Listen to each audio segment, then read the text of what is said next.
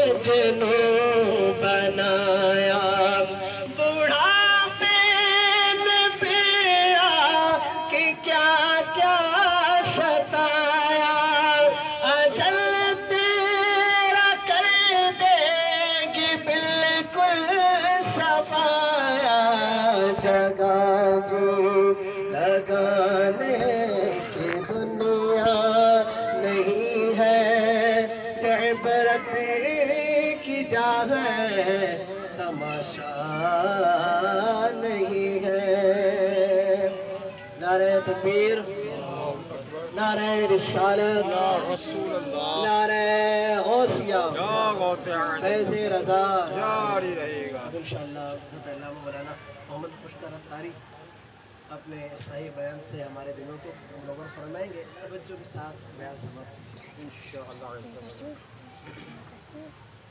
صلو علی الحبیب صلی اللہ تعالی علی محمد وعلی آلہ واصحابہ وبارک وسلم صلاۃ و سلام علیک یا رسول اللہ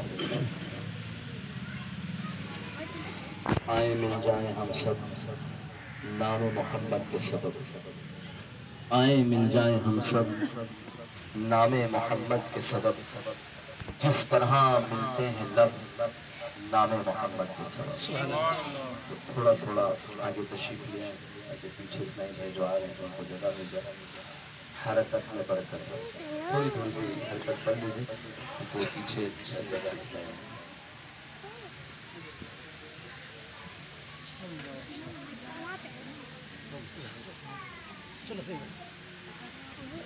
جب درس و بیان ہوگا تو اس میں کوشش یہ کیا کریں کہ ریلیکس ہو کر بیٹھیں ایزی ہو کر کبھی کبھی وہ آگے ہونے کے چکر میں بھی ہوتا ہے نا کنجسٹڈ ہو جاتا ہے پھر تھوڑی دیر بعد وہ پوزیشن چینج کرنی پڑتی ہے پھر تھوڑی دیر بعد وہ گھٹنوں میں درد ہوتا ہے یا کچھ پتھر چبھنے لگتا ہے اور جب پوزیشن آپ چینج کرتے ہیں تو پیچھے والا جو ہے نا وہ بھی اپنی پوزیشن چینج کرنا پڑتی ہے اس کو پھر اس کے پیچھے آ جائے تو پھر وہ ڈسٹربنس چلتی ہے ابھی ریلیکس ہو کر بالکل ایزی ہو کر بیٹھے جس طرح آپ بآسانی سکون کے ساتھ درس و بیان سن سکیں الحمدللہ رب العالمین والصلاة والسلام علی سید الانبیاء والمرسلین اما بعد فاعوذ باللہ من الشیطان الرجیم بسم اللہ الرحمن الرحیم الصلاة والسلام علیک یا رسول اللہ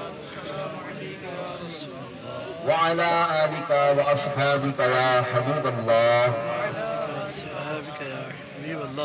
الصلاة والسلام عليك يا نبي الله وعلى آلك وأصحابك يا نور الله نبی کریم رؤوف الرحیم علیہ افضل الصلاة والتسلیم کا فرمان عظیم کہ تم جہاں بھی ہو مجھ پر درود پڑھو کہ تمہارا درود مجھ تک پہنچتا ہے سبحان اللہ اور ایک روایت میں آتا ہے کہ اللہ کریم نے نبی کریم صلی اللہ تعالی علیہ وسلم کی قبر انور پر ایک فرشتہ مقرر فرمایا کہ جو دنیا میں جہاں کہیں حضور کا امتی حضور علیہ الصلوۃ والتسلیم پر درود پاک کا نذرانہ پیش کرتا ہے تو وہ فرشتہ اس کا اور اس کے والد کا نام لے کر حضور کی بارگاہ میں عرض گزار ہوتا ہے کہ یا رسول اللہ صلی اللہ علیہ وسلم فلاں بن فلاں نے آپ پر درود و سلام کا نذرانہ پیش کیا تو جو حضور اکرم صلی اللہ علیہ وسلم کے خدمت گزار خادم اس فرشتے کو اللہ نے ایسا علم غیب عطا فرمایا کہ دنیا میں کہیں بھی کوئی حضور صلی اللہ علیہ وسلم پر درود پاک کا نذرانہ پیش کر رہا ہے تو ایک تو اس کی سماعت جو اس کو سن رہا ہے اور دوسرا اس کے بتائے بغیر اس کا نام اور اس کی ولدیت جان رہا ہے۔ تو جب خادم بارگاہ رسالت کی قوت سماعت اور علم غیب کا یہ عالم ہے، تو خود نبی کریم رؤوف الرحیم صلی اللہ علیہ وسلم کہ علم غیب اور اختیار کا کیا عالم ہوگا۔ اور اعلیٰ حضرت نے تو فرما دیا، اور کوئی غیب کیا تم سے نہا ہو بھلا، جب نہ خدا ہی چھپا تم پہ کروڑوں تو صلو علی الحبیب صلی اللہ تعالی علی محمد وعلی آلہ واصحابہ وبارک وسلم، صلاۃ و سلام علیک یا رسول اللہ۔ یہاں بھی ہم جمع ہوئے اور ان کے 40ویں کے سلسلے میں اللہ تعالیٰ مرحوم کی اپنی بخشش فرمائے۔ دیکھیے یہ جو ہم نے ابتدا درود پاک کی فضیلت سنی، تو اس درود پاک یعنی درود پاک وہ واحد عمل ہے جس کے قبول ہونے میں شک نہیں۔ سبحان اللہ۔ نماز پڑھی، 5 نمازیں پڑھی، تہجد بھی پڑھی، اوابین بھی پڑھی، اشراق چاش بھی پڑھی، صلاۃ التسبیح بھی پڑھی، کنفرمیشن نہیں، قبول ہوئی نہیں ہوئی۔ حج کر لیا، طواف کعبہ کر لیا، ملتزم سے لپٹ کر رو گیا، مقام ابراہیم پہ 2 گانا ادا کر لیا، حتیم کعبہ میں عبادت کر دی، کنفرمیشن نہیں، صرف انفارمیشن کہ ہاں یہ کر لیا، قبول ہوا نہیں معلوم۔ لیکن زبان سے ادھر درود پاک پڑھا اور ادھر قبول ہی، کیونکہ یہ وہ عمل ہے نا کہ جو خود رب کریم بھی فرما رہا ہے اور اپنے ملائکہ کو بھی حکم فرما رہا ہے اور پھر ساتھ مومنین کو، ایمان والوں کو حکم فرما رہا ہے۔ اور یہ آیت درود ہم بارہا نماز میں امام صاحب کی زبانی سنتے ہیں، ان اللہ و ملائکتہ یصلون علی النبی، کہ بے شک اللہ اور اس کے ملائکہ درود بھیجتے ہیں اس غیب بتانے والے۔ یا ایھا الذین آمنوا، اے ایمان والو، صلوا علیہ وسلم تسلیما، تم بھی خوب درود و سلام سنا نبی صلی اللہ علیہ وسلم۔ تو جتنا ہو سکتا ہے درود و سلام کے نذرانے پیش کرتے رہیں، اس نیت کے ساتھ کہ جب مرحوم کے سال ثواب ہم کریں گے تو وہ درود پاک کے نذرانے بطور تحفہ پیش کرتے ہیں۔ ایک بار اور محبت کے ساتھ درود پڑھیں، اللہم صلی علی سیدنا مولانا محمد معدن الجود والکرم وعلی آلہ وصحبہ وبارک وسلم، صلاۃ و سلام علیک یا رسول اللہ۔ ایک شخص کا بیان ہے کہ ایک مرتبہ میں اتنا محتاج ہو گیا کہ بھوک مٹانے کے لیے مٹی کھانی پڑی، مگر پھر بھی بھوک ستاتی رہی۔ میں نے سوچا کاش کوئی ایسا شخص مل جائے جو مجھے کھانا کھلا دے۔ چنانچہ میں ایسے شخص کی تلاش میں ایران کے شہر اہواز کی طرف روانہ ہوا، حالانکہ وہاں میرا کوئی جاننے والا نہ تھا۔ میں جب دریا کے کنارے پہنچا تو وہاں کوئی کشتی موجود نہیں تھی۔ اب میں نے اسے بدفعلی، بدشگونی جانا۔ پھر مجھے کشتی نظر آئی، مگر اس کشتی میں ایک سوراخ تھا۔ اب دوسری بدفعلی ہو گئی، دوسری بدشگونی ہو گئی۔ میں نے کشتی کے ملا کا نام پوچھا کہ تیرا نام کیا؟ تو کہنے لگا میرا نام ہے دیوزادہ۔ دیوزادہ عربی میں شیطان کو کہا جاتا ہے۔ اب میں نے کہا یہ تو تیسری بدفعلی ہو گئی، تیسری بدشگونی ہو گئی۔ بہرحال کشتی پر سوار ہو گیا، جانا تھا۔ جب دریا کے دوسرے کنارے پر پہنچا تو میں نے آواز لگائی، اے بوجھ اٹھانے والے مزدور، میرا سامان لے چلو۔ اس وقت میرے پاس ایک پرانا لحاف اور کچھ ضروری سامان تھا جسے مزدور نے اٹھانا تھا۔ اب جس مزدور نے میری آواز پر لبیک کہا نا، جواب دیا، وہ ایک آنکھ والا تھا، نہیں ایک آنکھ سے کانا تھا۔ میں نے کہا یہ چوتھی بدفعلی ہو گئی، چوتھی بدشگونی ہو گئی۔ میرے دل میں آیا کہ اب تو یہاں سے واپس لوٹ جاؤ، کام بننے والا نہیں۔ لیکن پھر اپنی حاجت یاد آئی تو مجھے ضرورت ہے کسی سے ملنا ہے تو میری حاجت پوری کر دے. چنانچہ میں اپنی حاجت کو یاد کر کے مسافر خانے پہنچا. ابھی یہ سوچ ہی رہا تھا کہ کیا کروں کہ دروازے پر دستک. میں نے پوچھا کون؟ تو جواب ملا میں آپ سے ہی ملنا چاہتا ہوں. میں نے پوچھا کیا تم مجھے جانتے ہو کہ میں کون ہوں؟ اس نے کہا ہاں. میں نے دل میں کہا یا تو یہ میرا دشمن ہوگا یا پھر بادشاہ کا کوئی نمائندہ ہوگا. میں نے کچھ دور سوچنے کے بعد دروازہ کھول دیا. اس شخص نے اندر داخل ہو کر کہنے لگا کہ مجھے فلاں شخص نے آپ کے پاس بھیجا ہے اور یہ پیغام دیا ہے کہ اگرچہ میرے آپ سے اختلافات ہیں لیکن اخلاقی حقوق کی ادائیگی ضروری ہے. میں نے آپ کے حالات سنے ہیں اس لیے مجھ پر لازم ہے کہ آپ کی ضروریات کو پورا کروں. اگر آپ 1 یا 2 ماہ تک ہمارے یہاں ٹھہریں گے تو آپ کی تمام ضروریات پوری کر دی جائیں گی. اور اگر آپ یہاں سے جانا چاہتے ہیں تو یہ 30 دینار ہیں, انہیں اپنی ضرورت پر خرچ کر لیجیے اور تشریف لے جائیے. اب میں نے دل میں خیال کیا کہ آج تک کبھی میں 30 دینار کا مالک نہیں بنا اور مجھ پر یہ بات ظاہر ہو گئی کہ بدشگونی یا بدفعالی کی کوئی حقیقت نہیں. اب جیسے آج جو مہینہ چل رہا ہے ماہ سفر المظفر, اور اس میں ہمارا کانسیپٹ ہے کون سا مہینہ آ گیا؟ منحوس مہینہ آ گیا, نحوست والا مہینہ آ گیا. وہ مہینہ آ گیا جس میں کوئی کاروبار نہیں کرنا.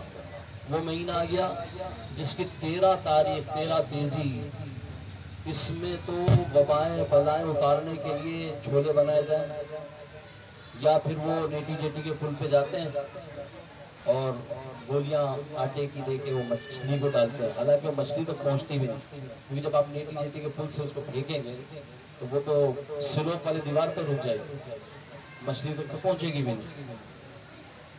اچھا یہ بہت اچھا کام ہے کہ مچھلیوں کو آپ دانہ کھلائیں, بہت اچھی بات ہے, آپ نیاز دلائیں, بہت ہی اچھی بات ہے. لیکن اس نیت کے ساتھ کہ مہینہ برا ہے, مہینہ منحوس ہے, یہ درست ہے.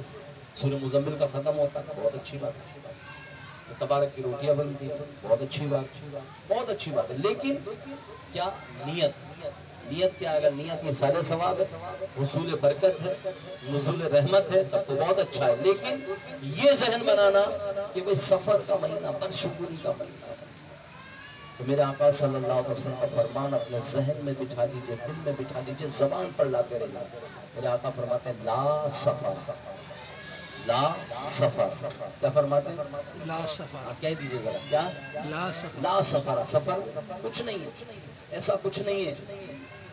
اور یہ میرے آقا صلی اللہ علیہ وسلم کے دور ظاہری سے قبل کفار کئی طریقے کا رہتا تھا کہ سفر میں کوئی کام نہیں کرتے, تجارت کے لیے نکلتے نہیں.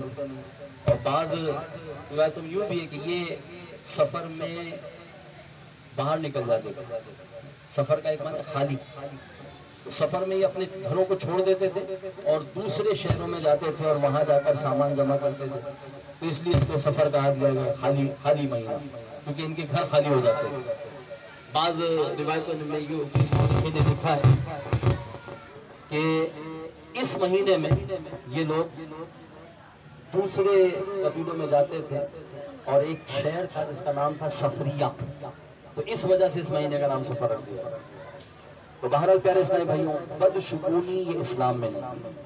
اور بس اوقات ہوتا ہے کہیں لگاتار اموات ہو جائیں, ایک ہی مہینے میں 2 موتیں ہو گئیں, یا بھی فلاں کا انتقال ہوا تھا خاندان میں, اب ان کا انتقال ہو گیا, وہ تو بڑی بدشگونی ہو گئی. تو یاد رکھیے زندگی اور حیات یہ میرے رب نے اپنے ہاتھ میں, قدرت الہی میں, دست قدرت میں. اب اس معاملے میں یہ کہنا بساؤ قدری بھی ہوتا ہے، وہ جب سے یہ آئی ہے نا دلہن، تب سے مصیبتیں آئی، جب سے پریشانی آئی ہو، بساؤ کا اس طرح کی بدشگونی ہم لوگ لے رہے ہوتے ہیں. اور یہاں تک کہ اگر کسی کی شادی کے فوراً بعد اگر سسر کا انتقال ہو جائے یا ساس بیمار پڑ جائے، جب سے یہ آئی ہے نا ہمارے گھر کا نظام خراب ہو گیا.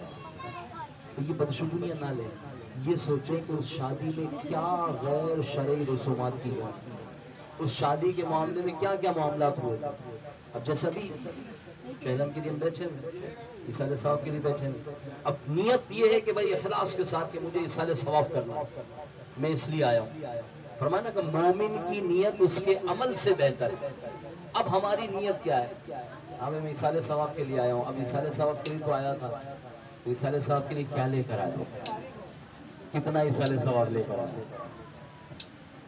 آج ہم نے اس کو بھی ایک رسم بنا دیا، اور ایسی رسم بنا دی گئی ہے کہ اگر ہم اس میں نہیں شریک ہوں گے تو وہی جملہ آتا ہے، لوگ کیا کہتے ہیں. تو آپ شریک ہو نہ ہو، ایصال ثواب کر دیں، انشاءاللہ مرحوم کی روح کو جو ہے نا وہ خوشی محسوس ہے. اور فرمایا جب کسی کا انتقال ہوتا ہے تو انتقال کے بعد بعض روایتوں میں کہ 40 دن تک، اور بعد میں مختلف ایام مقرر کیے گئے. شرح و صدور میں علامہ جلال صوفی شافعی رحمۃ اللہ تعالیٰ نقل فرماتے ہیں کہ ہر شب جمعہ روح گھر پر آتی ہے، گھر والوں کے احوال دیکھتی ہے. اگر احوال اچھے ہوتے ہیں، نیک کام کر رہے ہوتے ہیں، نمازوں کو پابند ہوتے ہیں تو خوش ہو کر روانہ ہوتا ہے. اور احوال برے ہوتے ہیں، نمازوں کی پابندی نہیں ہوتی، گناہوں کا سلسلہ چل رہا ہوتا ہے، تو روتی ہوئی گریہ کرتی ہوئی روح واپس ہوتی ہے اور کہتی ہے میرے جانے سے بھی تم نے کچھ سبق حاصل نہ کیا، میرے جانے کے بعد بھی تم نہ سدھرے، تم نے سدھار پیدا نہ کیا. تو پیارے محترم اسلامی بھائی، جہاں مرحوم کے ایصال ثواب کے لیے دن جمع ہوتے ہیں وہاں بالکل جمع ہو، اچھی بات ہے. اور یہ سسٹم اس لیے بھی بنایا گیا کہ آج کل ہم بہت جلدی بھول جاتے ہیں، 40ویں تک یاد رکھتے ہیں، اس کے بعد پھر وہ 1 سال بعد یاد کرتے ہیں برسی. کاش ایسا ہو کہ ہم اپنے مرحومین کو ہر جمعہ کے دن یاد کریں، جمعہ والے دن یاسین شریف پڑھیں. اور فرمایا جو اپنی والدین کے لیے جمعہ کے دن یاسین شریف پڑھتا ہے اللہ اس کی اور اس کے والدین کی بخشش فرمائے. اور پھر ایصال ثواب کے لیے ضروری نہیں کہ آپ نے جو ہے وہ بہت اہتمام کرنا ہے، آپ روزانہ ایصال ثواب کیجیے، روزانہ اپنے گھر میں ایصال ثواب. روزانہ رات کا کھانا عمومی طور پر سب ساتھ بیٹھ جائیے، اور بیٹھنے کے بعد ابھی دسترخوان لگ جائے اور قرآن پاک سامنے رکھیں اور سورہ ملک کی تلاوت گھر میں ایک پڑھے سب سنیں. اچھا اس کی فضیلت کتنی زبردست ہے، ہمیں چاہیے کہ ہم اس کی عادت بنا لیں. الحمدللہ دعوت اسلامی کا مدنی ماحول کے الحمدللہ دعوت اسلامی کے زیر اہتمام جہاں جہاں مساجد ہیں وہاں پر باقاعدہ عشاء کی نماز کے سورہ ملک کی اجتماعی طور پر پڑھی جاتی ہے اور لوگ سنتے ہیں. اب اس کی فضیلت ایسی زبردست ہے. ایک تو یہ کہ فرمایا کہ جو سورہ ملک کا عادی ہوگا عذاب قبر سے محفوظ ہوگا، جو اس کو سننے پڑھنے کا عادی ہوگا نا، جب اس کا انتقال ہوگا اور اس کو قبر میں رکھا جائے گا اور اس کے اوپر عذاب کے فرشتے آ رہے ہوں گے، تو یہ سورہ ملک اس عذاب کے فرشتے اور اس مردے کے درمیان، یعنی جو آپ پڑھتے ہوں گے سورہ ملک، تو ہمارے اور عذاب کے فرشتے کے درمیان سورہ ملک حائل ہوگا اور کہے گی یہ فرشتوں اس کو کیوں عذاب دیتے ہو، یہ روزانہ مجھے پڑھا کرتا تھا. فرشتے عرض کریں گے ہمیں رب کی طرف سے ہوتا، ہم اپنے رب کے حکم کے بغیر کچھ نہیں کرتے. سورہ ملک کہیں گے اچھا ٹھہرو، میں اپنے رب سے اس بندے کی بخشش کا پروانہ لے کر آتا ہوں. اب یہ سورہ ملک عرش معلیٰ پر پہنچا، راوی بیان کرتے ہیں کہ عرش معلیٰ کو پکڑ کر جھنجھوڑے گی، عرض کرے گی مولا یہ بندہ مجھے روزانہ قضا کر رہا تھا، اے کریم اسے بخش دے. التجا کرے گی، یہاں تک کہ حجت کرے گی اے اللہ کیا میں تیرا کلام نہیں ہوں؟ اگر تو اسے نہیں بخشتا تو مجھے اپنے کلام سے نکال۔ رب کریم جل مجدہ کی رحمت جوش میں، رب کریم بخشش کا پروانہ جاری فرمایا۔ اب یہ سورہ ملک ابھی قبر پہ نہیں آئے گی، جنت میں جائے گی۔